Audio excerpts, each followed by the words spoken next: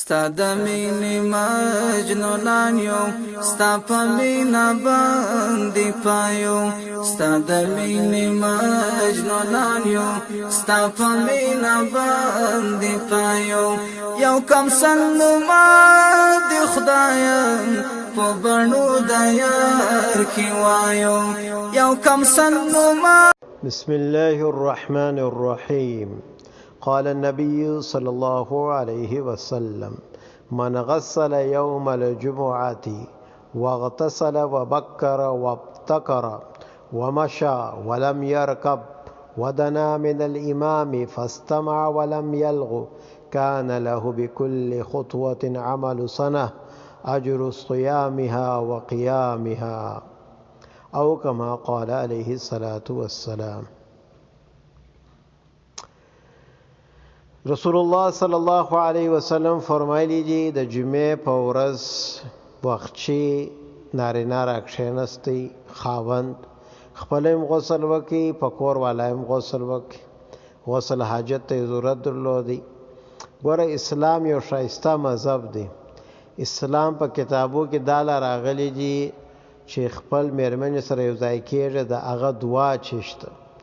نو الله سبحانه وتعالی په قرآن کې وایي ولا تقربوا الزنا، وای زنا ته مور نږدې کېږي. مګر په اسلام کې د میرمنیو د خاوند په مابینس کې محبت، د دې په مابینس کې مینه، د دې په مابینس کې د غسل مسائل، دا اسلام داسې بیانوي چې دا اسلام د مسلمانان نکاح او خاطر شوق پیدا سي او د زنا سے زړه تور سي.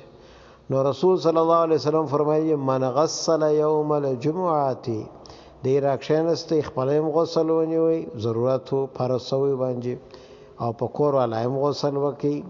ومشا د جمعې ورځ په پښو رئیسو د جمعې د لمانځه دپاره. ولم یرکب او پرې مټر نه ونیوي. ای وخت دلته مسجد دی په دا خارج خنوار ځای مټران چې مسجد نږدې و مال ځانو مټر نه بیایم چې په دا حدیث کې حساب سم. نو ولم یرکب په پښو ولاړی. ودنا من الامام، امام تور نږدې سو. فاستمع شد د بیان واوردی. ولم یلغو انو لاړی فضول خبره نه کوله، امام ته نږدې کښېنستی. اوس نو ګوره دته ثوابونه خدای تعالی چې شور کوي. کان له بكل خطوه عمل سنه، پر هر قدم باندې د یو کال ثوابونه. چې ثوابونه دي کله یو کال روزي چې ونیولې او یو کال تهجد شوکي، پر هر قدم به الله سبحانه وتعالی دا ثوابونه د ترکی. نو دا شرایط چې په پښو ولاړ سي، امام ته نږدې کښېني.